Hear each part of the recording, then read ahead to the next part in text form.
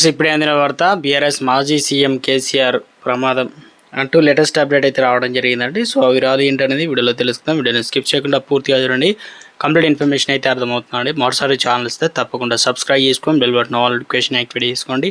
చూస్తున్నారు కానీ లైక్ చేయడం మర్చిపోతున్నారు, దయచేసి లైక్ చేయండి. లేట్ చేయకుండా అయితే వెళ్ళిపోదామండి. తెలంగాణ మాజీ సీఎం కేసీఆర్కు పర్సనల్ ఆసుపత్రి యశోద ఆసుపత్రి బీఆర్ఎస్ నేతలకు, బీఆర్ఎస్ అగ్రనేతలకు అత్యంత నమ్మకమైన ఆసుపత్రి. ఎలాంటి ట్రీట్మెంట్ అయినా అక్కడే చేయించుకుంటారు.